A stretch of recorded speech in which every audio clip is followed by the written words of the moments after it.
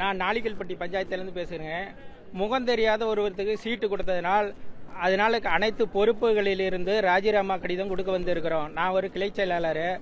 அதே மாதிரி எங்கள் வீட்டுக்காரம்மா மகளிர் ஒன்றிய அணி துணை செயலாளர்.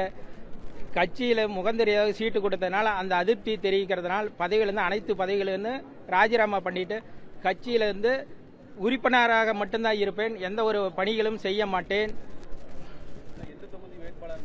வீரபாண்டி சட்டமன்ற தொகுதியிலிருந்து தொகுதி வேட்பாளரை மாற்றணும்.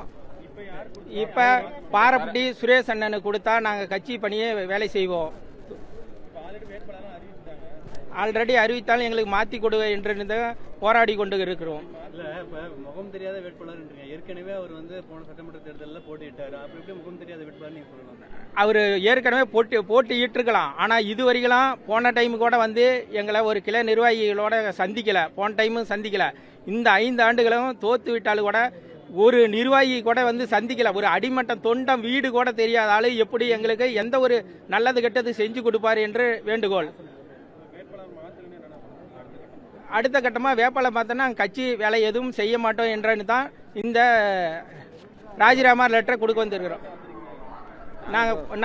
நாங்கள் அனைத்து பஞ்சாயத்துலேருந்து வந்திருக்கிறோம். அனைத்து நிர்வாகிகளும் அனைத்து பஞ்சாயத்துலேருந்து நிர்வாகிகளும் வந்திருக்கிறோம். இது ஆரோட அழுத்தம் காரணம் இல்லை, அவங்க மக்களோட கட்சிக்காரனோட தொண்டனோட அழுத்தத்தால் வந்திருக்கிறோம்.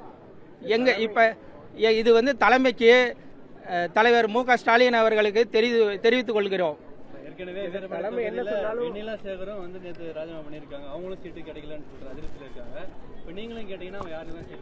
இல்லைங்க சார், அதை பற்றி நமக்கு எதுவும் தெரியாதுங்க சார். நாங்கள் எங்களோட அதிருப்தியை நாங்கள் எங்கள் ஒன்றியத்திலேருந்து தெரிவிக்கிறோம்.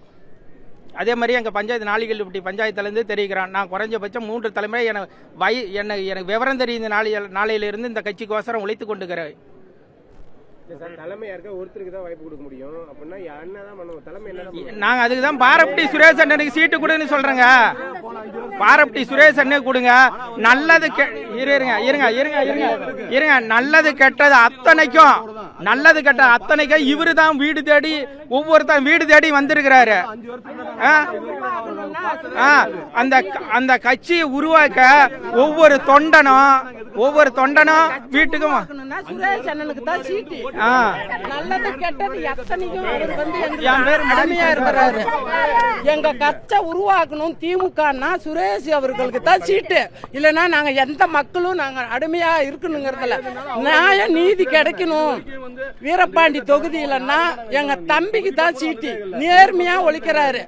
அநேகம் சொல்லலாம். ஆனா எங்க கட்சை நான் போகணும்னு ஆசைமானா இருக்கிற சீட்டை கொடுங்க.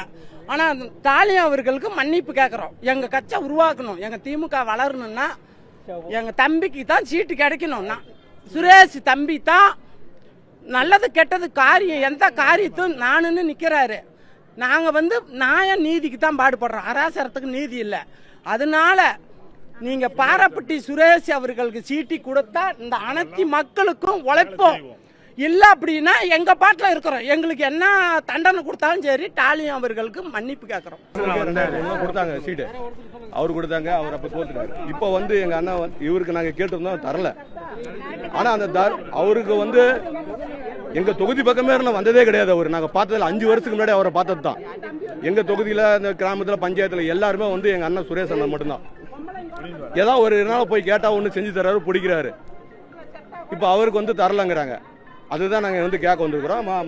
மாவட்ட செயலாளர்கிட்ட சொல்ல வந்திருக்கிறோம்.